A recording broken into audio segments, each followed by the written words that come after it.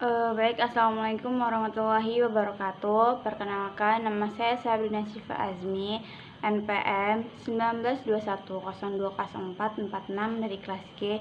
Di sini saya ingin mempresentasikan tentang hukum acara peradilan tata usaha negara dengan dosen Bapak Muhammad Haidir SPS HMH. Yang pertama, latar belakang pembentukan peradilan tata usaha negara. Dalam sistem sengketa ketatanegaraan Republik Indonesia terdapat 3 pilar kekuasaan, yaitu kekuasaan eksklusif, legislatif, dan kekuasaan yudikatif atau kehakiman.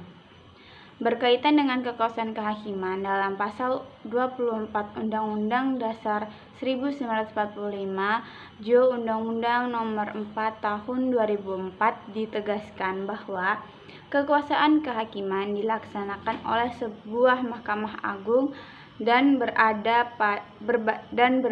badan-badan peradilan yang berada di bawahnya dalam lingkungan peradilan umum, lingkungan peradilan agama, lingkungan peradilan militer, lingkungan peradilan tata usaha negara, dan oleh sebuah mahkamah konstitusi.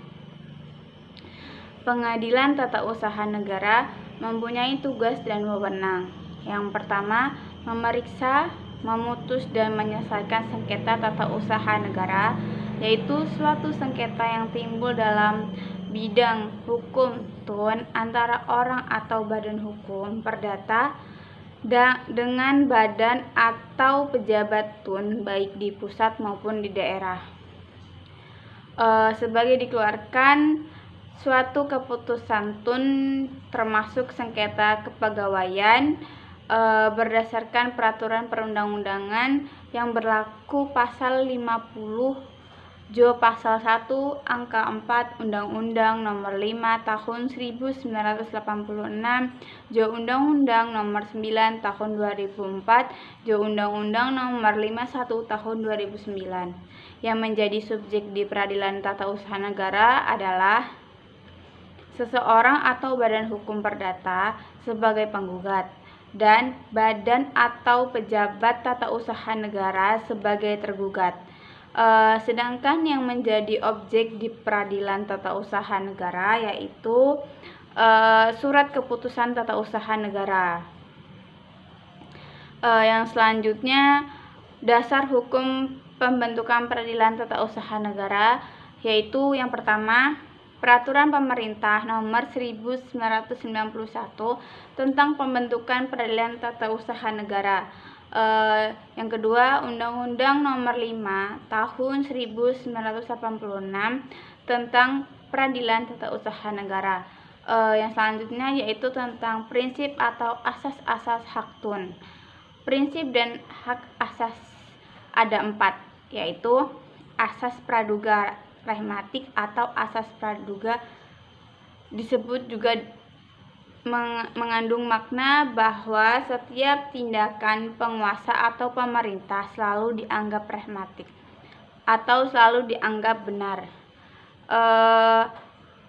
Benar sampai ada pembatalan. Dengan asas ini, gugatan tidak menunda pelaksanaan katun yang digugat pelaksanaan.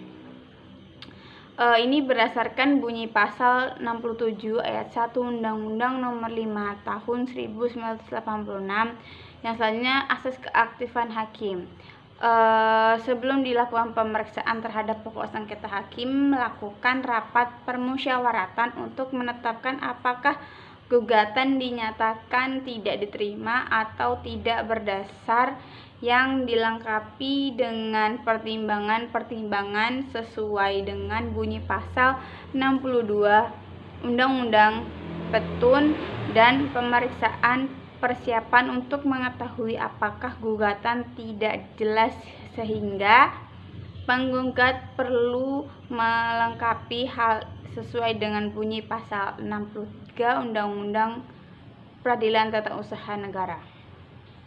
Yang ketiga, asas pembuktian bebas, yaitu hakim yang menetapkan beban pembuktian. Hal ini berbeda dengan ketentuan pasal 1869 BW. Asas ini dianut pasal 107 Undang-Undang Nomor 5 hanya saja masih dibatasi dengan ketentuan pasal 100. Yang selanjutnya asas negatif legislator, yaitu sengketa tun adalah sengketa hukum publik. Dengan demikian, putusan pengadilan tun berlaku bagi siapa saja, tidak hanya bagi pihak yang bersengketa.